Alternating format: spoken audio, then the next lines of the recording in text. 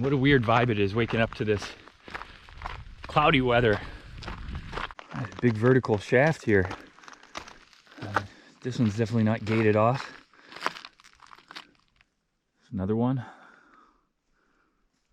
Goes down 10 feet. Found this guy this morning.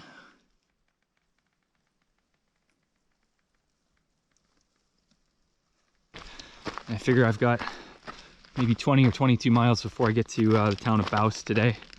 Thing is about Bouse, pretty small, pathetic town, to be honest. They have one cafe that's open till 2:30 p.m. So it's like breakfast and lunch and only.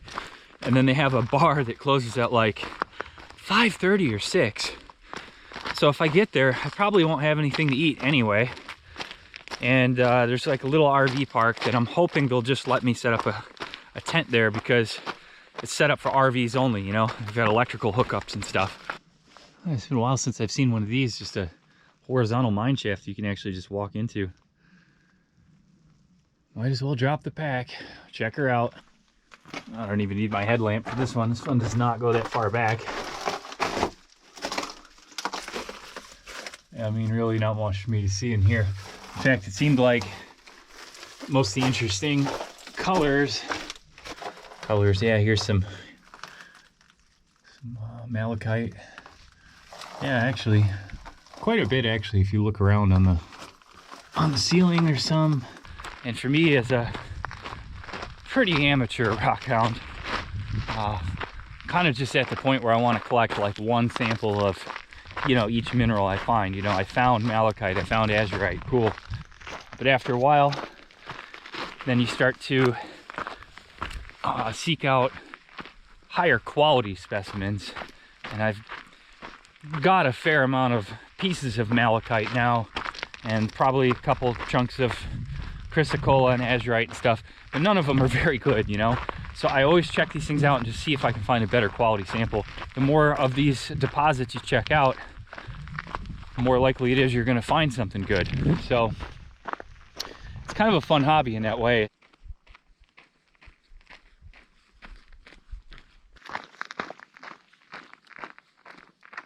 And the sign over there, it says 12, and I've noticed these numbers have been going up. Pretty sure that's just the mile number along the aqueduct. So it's probably 12 miles from the Colorado River, and this aqueduct spans 336 miles. Oh. Glad I'm not going that far. And here we go. Here's some 4x4 razor people, some razor folk. And here's the second bridge that goes over the aqueduct. That's the last one I'll cross. A couple of 4x4 guys just drove by. For me, back down to the fence line. I saw this set off the road here, figured I'd check it out. Relics of what once was.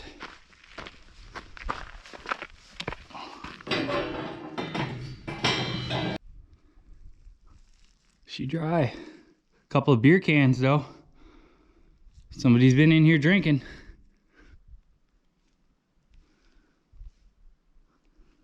It's a helicopter. Probably coming to see what the hell a hiker's doing walking along this thing. Guy's literally flying right over the aqueduct too. Didn't think they bothered to patrol this.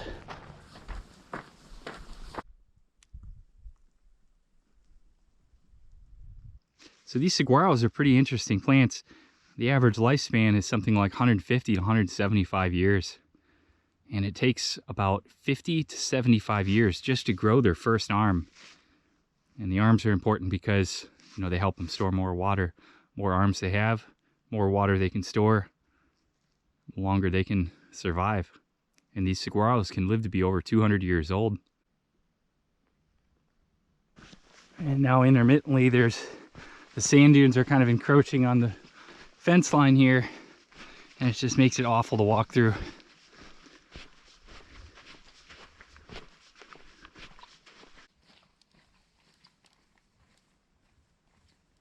This is the end of the walk along the aqueduct for me. Probably walked, I think 13, 14 miles, somewhere, something like that. And this is marked as an old railroad grade on the map. But now I follow this for another 8 or 10 miles into Bouse. One last look at the aqueduct. It's pretty much like it did on the other side. And you can definitely notice the water's not flowing as fast here. Man, it was like pretty strong current before. Now it's basically like standstill. But that would have been coming out of the pumps and everything down at the other end. So a little bit more force to it. And you can see the ladder going down there in case you get stuck down in the water. You got a way to climb out. They thought of everything.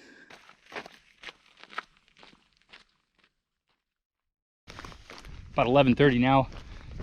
The cafe closes at 2:30. So if I hurry, there's a good chance I can get there, surprisingly, right before closing. Oh, here's something weird right off the side of the road. What the heck is that? It's a mattress. I was thinking of some sort of, I don't know, like a parachute or something, you know? The lovable locals out here dumping their mattresses in the desert. This is kind of weird. You got this big rock circle here, all the way around. In the middle, a giant H. I mean, is this really a helicopter landing spot? Seems a little makeshift for that. The helicopter landing spot back there. It's probably the Bouse International Airport. Wait till you see the pathetic town of Bouse. That'll make sense. Just walking as fast as I can, trying to beat the onset of this rain, which kind of looks imminent at the moment. And this is the Arizona Peace Trail. Yes, it's a 4x4 trail or something.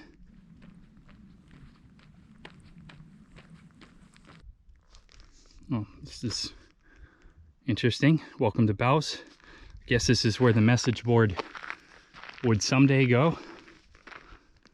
Welcome to Bouse. We have nothing to offer. I'm about 1.5 miles out from the cafe now. So I'll get there about 45 minutes before they close, which is plenty of time. And then those are all the Plumosa Mountains on the other side of the valley over there. And that's where I'm headed for the next section. Well, this is it. The town of Bouse.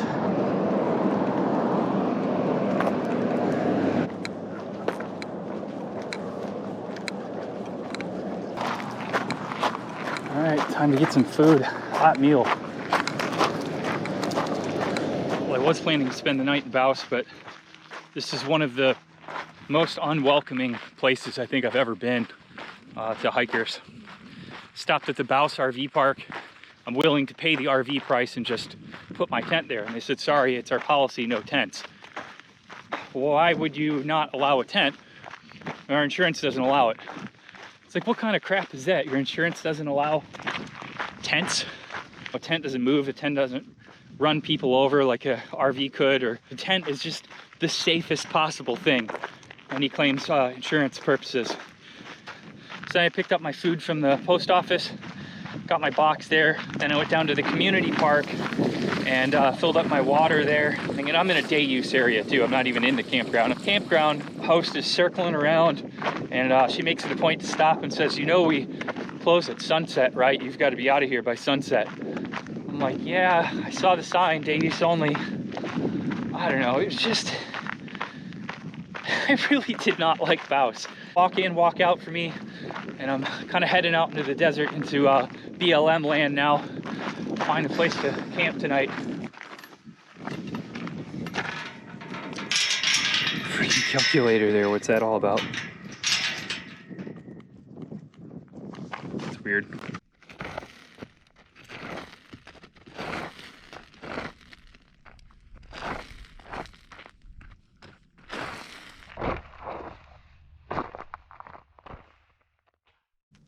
Just got my tent up in time to beat the sprinkles. It's only the second time I've had sprinkles this whole trip. I think the first time was Lake Mead, like day 6 or something like that. So it's been a solid month. Got like 25 miles on the day, so it was a good day. And I did my resupply and walked out of town, so I got a lot done.